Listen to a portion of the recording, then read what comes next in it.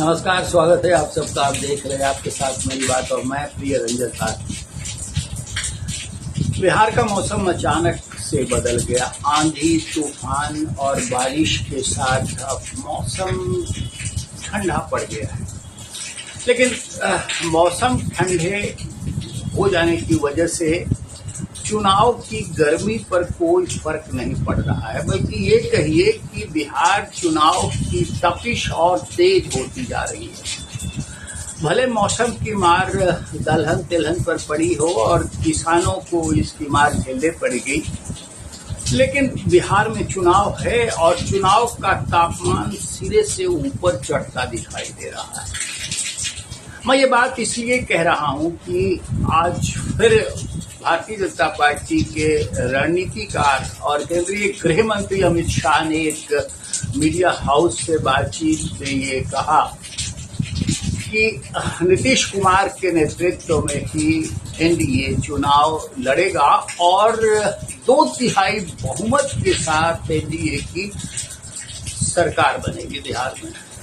सवाल भी पूछे गए कि क्या चुनाव के बाद महाराष्ट्र पैटर्न तो नहीं दोहराया जाएगा, यानी भारतीय जनता पार्टी अपना मुख्यमंत्री तो नहीं बना लेगी। लेकिन इसका जवाब भी अमित शाह ने बड़े सधे हुए अंदाज में दिया कि नीतीश कुमार मुख्यमंत्री हैं और मुख्यमंत्री के नेतृत्व में एनडीए चुनाव लड़ेगा, मुख्यमंत्री वही रहेंगे। यानी नीतीश कुमार के नेतृत्व में बदलाव की बात सिरे से उन्होंने खारिज कर दी। कुछ दिनों पहले वो बिहार प्रवास पर थे और बिहार में उन्होंने जो कमान कसी थी चुनाव अभियान की, वो गौर फरमाने वाली बात। उन्होंने सिरे से इस बात को खारिज कर दिया कि कहीं एनडीए के भीतर सीट बंटवारे और सीटों के तालमेल को लेकर कहीं रसाकशी का आलम है। आपने गौर किया होगा कि अमित शाह के दौरे के बाद से जो कुछ भी बयान एनडीए के नेता सीटों के तालमेल को लेकर के दे रहे थे या फिर दावे बढ़ चढ़ कर पेश कर रहे थे, वो एकदम से शांत पड़ा हुआ है। जैसे तूफान आने के पहले की शांति होती है, वो आलम दिख रहा है। एनडीए में जो आशंका जताई जा रही थी कि जनता दल यूनाइटेड और चिराग पासवान की पार्टी लोक जनशक्ति पार्टी वक्फ कानून को लेकर के संसद में बहस के दौरान तल्खी दिखा सकती है, इधर उधर का रुख कर सकती है, लेकिन वो सारी आशंकाएं भी निर्मूल साबित हुई। उसको कोई आधार नहीं मिल पाया और वक्फ संशोधन विधेयक अंततः राष्ट्रपति की सहमति के बाद कानून बनकर अब इसी 8 अप्रैल से लागू हो गया है पूरे देश में। ये और बात है कि इसे लेकर के सुप्रीम कोर्ट में याचिकाएं लगाने की होड़ बनी हुई है और इस होड़ में कई राज्य आगे निकलना भी, कई राजनीतिक पार्टियां भी आगे निकल जाना चाहती हैं और कई राज्यों के मुख्यमंत्री ये बयान दे करके खुद गर्माहट लाना चाह रहे हैं कि हम वक्फ कानून को लागू नहीं करने देंगे। लेकिन चुनाव के ऐन पहले इस कानून के नफा नुकसान पर मैं चर्चा के लिए नहीं बैठा हूँ। मैं आपसे संवाद इस बात की कर रहा हूं कि बिहार के चुनाव में एनडीए किस तरह से आक्रामकता वाली तेवर के साथ आगे बढ़ता हुआ दिखाई दे रहा है और बाकी दलों में खामोशी सी दिख रही है।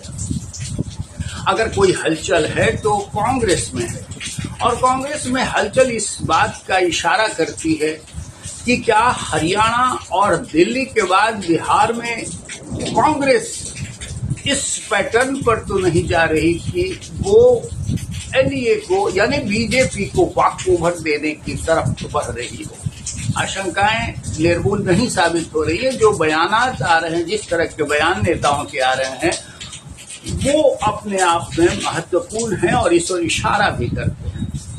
लेकिन एनडीए की बात जब मैं कर रहा हूं तो अमित शाह के बयान के पहले अगर गौर करें उनके बिहार प्रवास के दौरान, तो उन्होंने भारतीय जनता पार्टी के नेताओं, कार्यकर्ताओं और पदाधिकारियों को जो निर्देश दिए थे वो इस दृष्टि से बहुत महत्वपूर्ण होते दिखाई दे रहे हैं।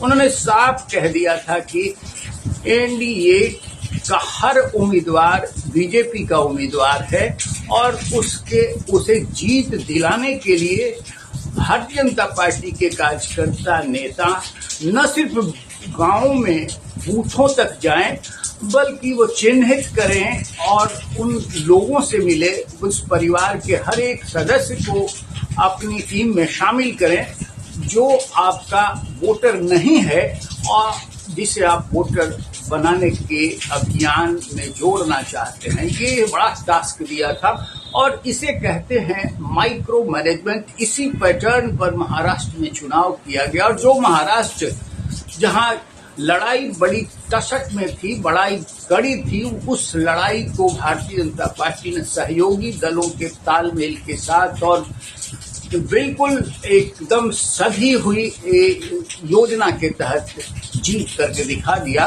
महाराष्ट्र में जो एनडीए की सरकार है वो अपना काम कर रही है, लेकिन बिहार की बात जब आएगी तो बिहार में अब ये महत्वपूर्ण हो जाता है कि माइक्रो मैनेजमेंट लेवल की तैयारी कितनी सधी हुई तरीके से आगे बढ़ती हुई नजर आ रही है। अमित शाह का आज का बयान इस दृष्टि से कहीं ज्यादा महत्व रखता है और पिछले प्रवास के दौरान भी जब वो बिहार में आए थे तो उन्होंने नीतीश कुमार मुख्यमंत्री के घर पे जाकर ये संकेत दिया था कि नीतीश कुमार के नेतृत्व पर कहीं कोई गुरेज एनडीए में नहीं है और एनडीए में कोई सिरफिटौल इस सवाल को लेकर के अभी नहीं है। और आपने गौर भी किया होगा कि कहीं कोई नेता इस तरह का बयान देता हुआ नहीं दिखाई दे रहा है। जिस तरह का टास्क दिए गए हैं उस टास्क को आगे बढ़ाने का कार्यक्रम जारी है। पहले भारतीय जनता पार्टी के नेतृत्व में सभी जिलों में एनडीए के साझा अभियान चलाए गए थे, रैलियां की गई थी, कार्यकर्ता सम्मेलन किए गए थे। अब जो अगला क्रम है इसका वो हर विधानसभा क्षेत्रों में जाने का है और उस अभियान की शुरुआत कुछ चंद दिनों में होने वाली है। तो इस तरह से एनडीए किस मजबूती से लड़ता हुआ दिखाई दे रहा है, जबकि विपक्ष उस धार के आगे कमजोर और लचर दिखने को मजबूर नजर आता है। तेजस्वी यादव और उनके संगी साथी जो सहयोगी घटक दल हैं महागठबंधन के, उनमें बहुत अधिक तालमेल की गुंजाइश दिख नहीं रही है। ले देकर के वामपंथी पार्टियां, खास करके अगर कहें तो सीपीआई एमएल एक ऐसी पार्टी है जो तेजस्वी यादव के साथ एकदम छतरी का रिश्ता लेकर के चल रही है।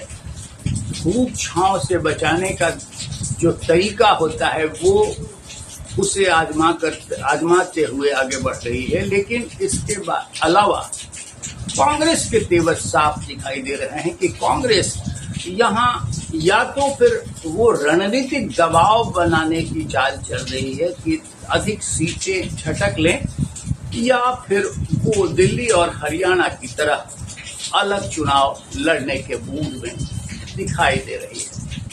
कांग्रेस ने कुछ दिनों पहले राष्ट्रीय स्तर पर बिहार के जनप्रतिनिधियों और नेताओं की बैठक बुलाई थी। जब विधानमंडल का बजट सत्र चल रहा था तभी उस बैठक के बाद ये नतीजा निकला और उसको सार्वजनिक भी किया जा चुका है कि महागठबंधन में यानी इंडिया फ्रंट के साथ तालमेल करते हुए कांग्रेस चुनाव में उतरेगी। लेकिन तेजस्वी यादव के सवाल पर कांग्रेस हाईकमान पूरी तरह से मौन है। और कांग्रेस हाईकमान का ये बयान खासा महत्वपूर्ण हो जाता है कि चुनाव परिणाम आने के बाद आला कमान नेता का नाम तय करेगा। यानी तेजस्वी यादव से गुरेज है। अगर गुरेज है तो फिर महागठबंधन के भीतर सब कुछ सामान्य नहीं होता दिख रहा है।